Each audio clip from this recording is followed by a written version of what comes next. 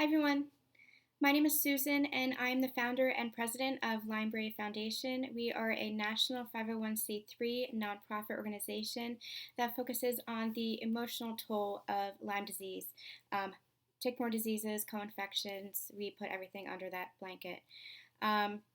We're really focused on helping to heal from the trauma that Lyme patients experience, including the loneliness, the isolation, the seclusion, and just the suffering that this disease brings about. I've been sick for over 20 years. I first became ill when I was 13. I am beyond my mid-30s now. I was formally diagnosed in 2012. It's been 7 years since I have been formally diagnosed.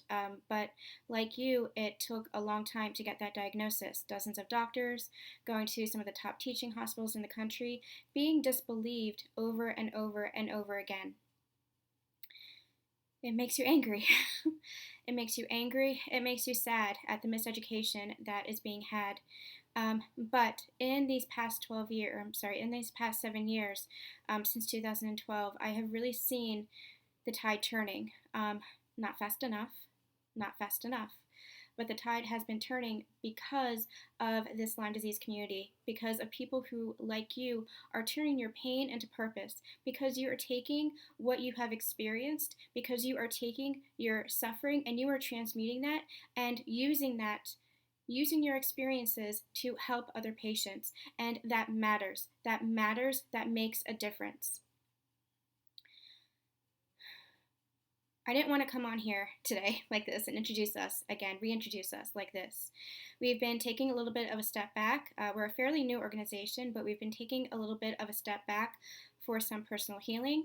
But we are looking to reintroduce ourselves with more content such as this, one-on-one content, talking about personal experiences, talking about healing, talking about the emotional toll of this disease and how we can overcome that facet of it. We'll be back soon with that content. But it's hitting really close to home the past few days. It's been a little bit difficult. It's been reaching into my heart again, and I felt the need to come on here and just express to you guys that you're not alone in this journey. You're not alone when it comes to this disease. You're not alone in your suffering, and that you can overcome that. You can, because you're not alone. You're not alone. When I was first diagnosed in 2012, I didn't have anybody. I didn't know anybody with Lyme disease. It took going deep into the internet to actually discover that what I had was Lyme disease after all of my doctors were saying it's XYZ. And, my family and I were doing the research, and we were coming up with, the doctors were coming out with, you have at least a dozen different disorders and syndromes. And we said, wait a minute, that can't be possible. How is that even possible? It really took doing the deep dive to understand that Lyme disease was a possibility. It took actually fighting for my own life when I was dying to find my doctor who would then save my life. And even then, I didn't have anybody who really understood what I was going through. I was very lucky in the regard that I had my family and my friends who supported me. There are a lot of people in this community who don't have that because of the lack of understanding. Even I'll go so far as to say the lack of compassion because of that lack of understanding, because of that lack of education. I was very, very lucky. I was also lucky that one of my doctors, even though we were traveling 2.5 hours to see them, my doctor actually introduced me to one of my closest friends. Shout out to my friend Brianna, who was there from the very beginning, who also had Lyme disease. And she ended up being, living very close to me, so that was fortunate. I would wake up in the middle of the night and we would share texts. That mattered. That made a difference. Having somebody there who understood what I was going through. When I woke up saying my legs are in so much pain, I can't stand it. I don't know what to do. When I'm sleeping 20 hours a day and I have no social interaction, I have nothing, because the stimulation from watching TV or reading can be too much. There was no activity for my mind. When the emotional toll gets so great. The guilt, the from not being able to work, the feeling like you're a burden on family when once upon a time you used to be independent, when you are fighting for your livelihood, for your finances, when you are fighting for your life, the loneliness and the seclusion and the isolation, when that just buries itself deep into your heart, it helps to have other people to understand it and say, hey, I get it, and I'm here. This disease, unless you really experience it for yourself, it's very difficult for anybody to understand the devastation and the suffering that goes along with it. It's not just the physical ailments. It's not even just the emotional toll and the trauma that stems from it. It's the medical establishment that denies it. It is the not being believed, and not just from the doctors, but from the insurance companies who won't pay. It is from the family and friends and coworkers who just don't understand. They hear Lyme disease and they say, oh, no big deal. It is just a not very well understood disease. But there are those who are fighting with you. There are those who are fighting for you. There are those who are turning their own suffering and their own pain, transmuting that to become a purpose so that nobody has to go through what they went through. There are those people who are here for you. You have a community at your back. And I'm here telling you now that you're not alone. You are not alone in your pain. You're not alone in your suffering. You are not alone on this journey. You're not alone. I know what it's like to be so deep in that darkness. And the reason why I'm on here today is because it's hitting really close to home. It's hitting really close to my heart again. 7 years ago, when I was first diagnosed, I was in the middle of a herx, a really, really terrible herx. It was late at night. I was in my living room, and the pain was just so great. The emotional pain, the physical pain. I didn't know what to do. And I heard a voice in my mind, in my heart, say, you're needed. You're needed here. And I tried to deny it. I tried to push it away, but I looked at my dog who was sleeping on the floor, and I heard that voice say, he needs you. He needs you, so go to bed. Go upstairs and go to bed, and wake up in the morning. And instead of going into the kitchen like I wanted to, my dog and I went upstairs and we went to bed.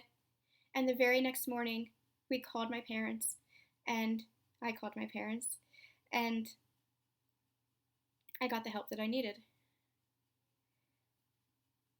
4 years ago, when I relapsed, I had a similar situation. I had no coping mechanisms left. I, once again, didn't know what to do. I thought, oh my God, I can't survive this again. I don't know how I'm going to survive this again. I had enough awareness of what I was going through to reach out to my parents again. And once again, they were there, and once again, I survived. And I haven't stopped fighting since. Not fighting for my own life, and not fighting for you. That's why we exist. That's why LymeBrave is here. Because I don't want anybody to go through what I went through. In 2012, when I was first diagnosed, I dreamed of this organization that would help patients understand that they're not alone. This central support system, this central support place that would help people understand that they have resources and that they have people who are fighting with them and fighting for them. There is a whole community, hundreds of thousands of patients who are where you are. And that's crap. That's crap. That should not be. That should not be. But there is also a community there. There are also people telling you that you're not alone, showing you that you're not alone, because we are in this together. We are fighting this together. I know what it's like to be so deep in that darkness that it feels like you can't find your way out.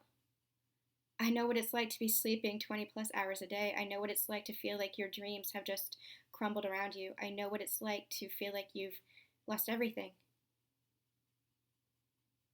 You haven't. You haven't. You haven't lost everything because you're still here. You are still here. You are still here. And there's a reason why you are still here.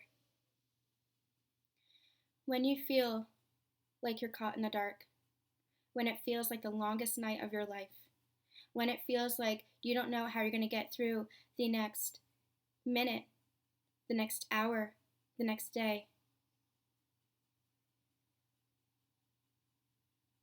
I want you to reach as far down inside of yourself and feel that fire in your belly again, even if it is so dim that it feels like there's barely a spark left.